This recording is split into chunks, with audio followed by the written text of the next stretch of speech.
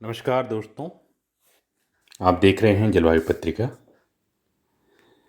आज अंतर्राष्ट्रीय पृथ्वी दिवस है। जैसा कि आप जानते हैं कि 1970 से लगातार पूरी दुनिया में अंतर्राष्ट्रीय पृथ्वी दिवस मनाया जाता है। पृथ्वी दिवस की शुरुआत सबसे पहले अमेरिकी सीनेटर जेराल्ड नेल्सन ने किया था। जेराल्ड नेल्सन ने सितंबर 1969 में सिएटल वाशिंगटन में एक घोषणा की कि 1970 के वसंत में पर्यावरण पर राष्ट्रव्यापी जन साधारण प्रदर्शन किया जाएगा। पहली बार दुनिया में पर्यावरण के लिए एक बड़ा आंदोलन 1970 में देखने को मिला और एक साथ इस आंदोलन में लगभग 20 लाख लोगों ने एक स्वस्थ अस्थायी पर्यावरण के लक्ष्य के रूप में लक्ष्य को प्राप्त करने के लिए इस आंदोलन में भाग लिया। यह भी कह सकते हैं कि 22 अप्रैल 1970 को आधुनिक पर्यावरण आंदोलन की शुरुआत की गई और उस देश के कॉलेजों और विश्वविद्यालयों ने पर्यावरण प्रदूषण के विरुद्ध एक प्रदर्शन किया। और ये प्रदर्शन इस बात को लेकर था कि हमें अपने पर्यावरण को उसकी पुनर्स्थापित, उसके पुराने रूप में स्थापित करने की ज़रूरत है। अगर बीते 30 वर्षों का इतिहास देखें आप, तो भारत में या ये कहें कि पूरी दुनिया में जिस तरह से कार्बन उत्सर्जन बढ़ा है वह निस्संदेह चिंताजनक है। एक अनुमान के मुताबिक कार्बन उत्सर्जन 412 ppm तक पहुंच चुका है और आज के 20 साल पहले और 20 साल बाद में जो अंतर आया, पृथ्वी के तापमान में लगभग 1 से 2 डिग्री सेंटीग्रेड की बढ़ोतरी हुई है। पूरी पृथ्वी एक तरह से छलनी या बंजर हो चुकी है। आप कल्पना करिए कि पूरी दुनिया में 2 तरह की लॉबी है। एक शहरी उच्च वर्ग की लॉबी, जहाँ सिर्फ विकास रोड और पर्यावरण सुरक्षा के नाम पर हो रहे खिलवाड़ से हो रहा है।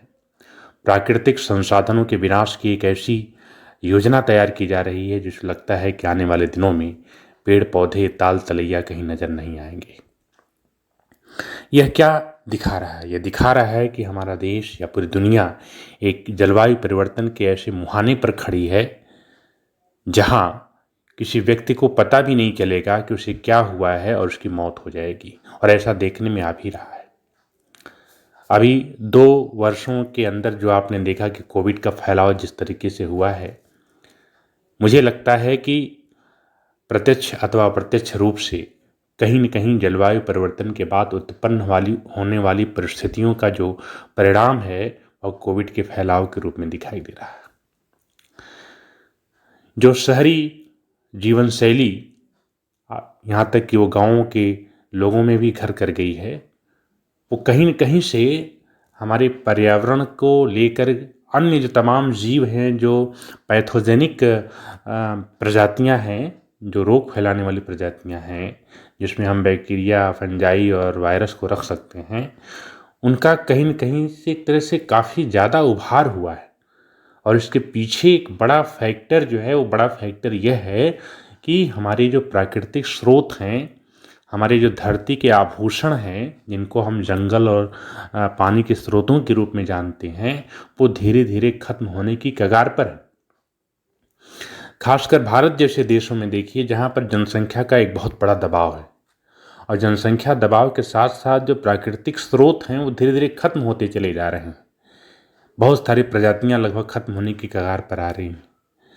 पूरे देश में जो 6 लेन 4 लेन का जो वो मायाजाल है, एक तरीके का रोड का मायाजाल है, वो कहीं न कहीं से सिर्फ हमारे प्राकृतिक स्रोतों के विनाश की बुनियाद पर खड़ा हो रहा है।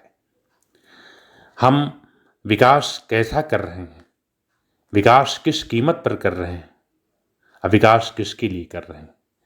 हमें ये ज़रूर ध्यान देना चाहिए।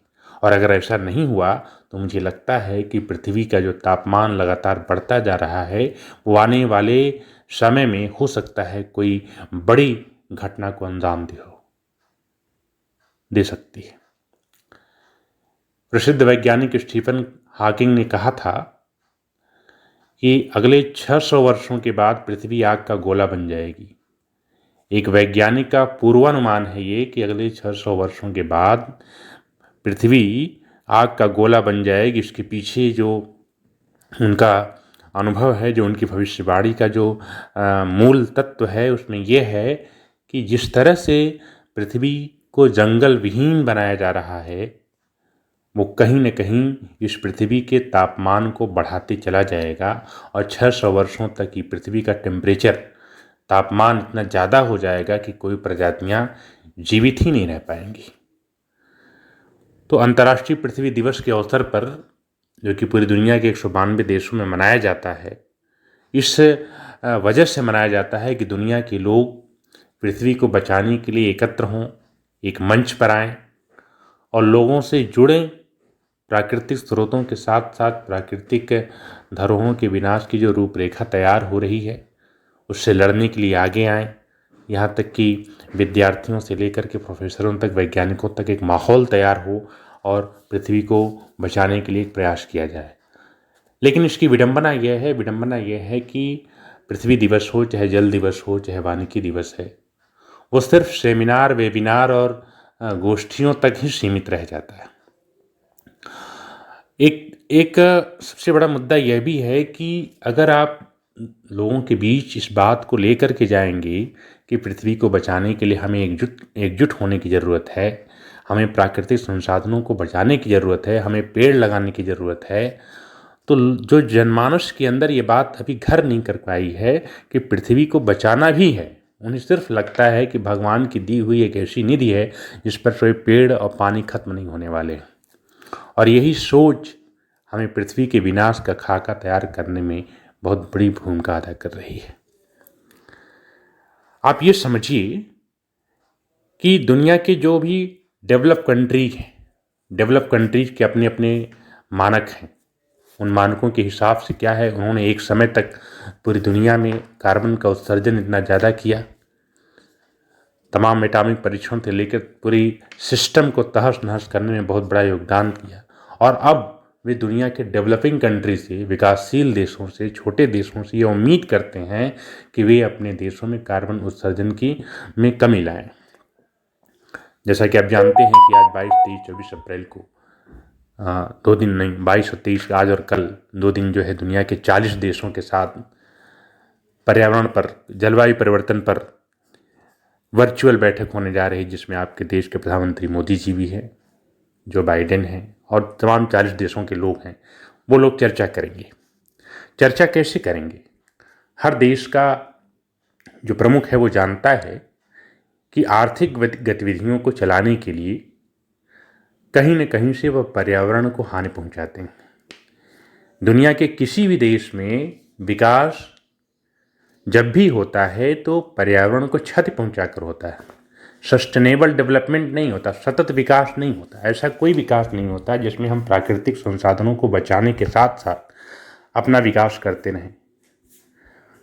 कोई भी विकास की परिभाषा वहीं से शुरू होती है जहाँ पेड़ों को काटा जाएगा, जंगलों को विनाश किया जाएगा, टाल तलैया नदियों को पाटने के लिए, अतिक्रमण करने के लिए अभियान चलाया जाएगा, और नदियों को रोकने के लिए, नदियों का पानी का इस्तेमाल करने के लिए बांध बनाए जाएंगे।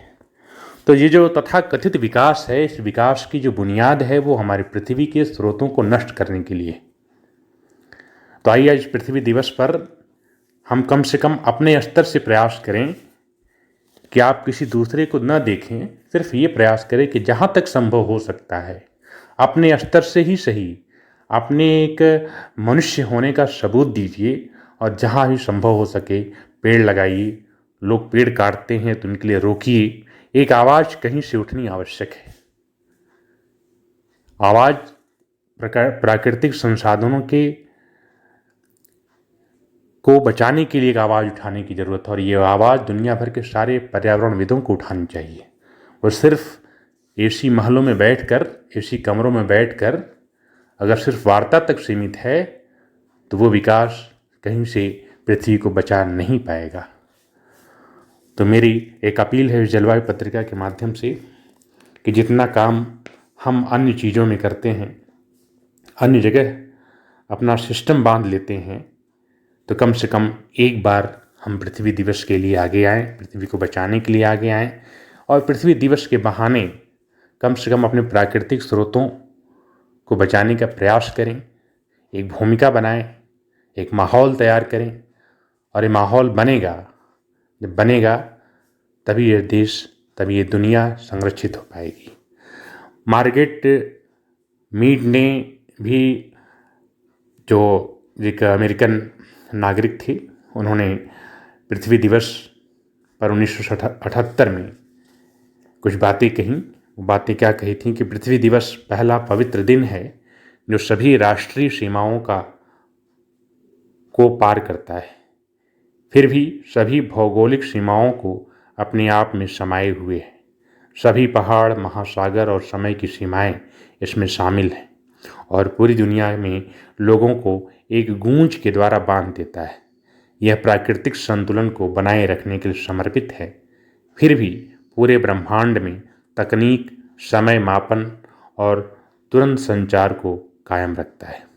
तो आइए हम सब मिलकर 2021 की जो पृथ्वी दिवस की थीम है कि पृथ्वी को पुनर्स्थापित करना,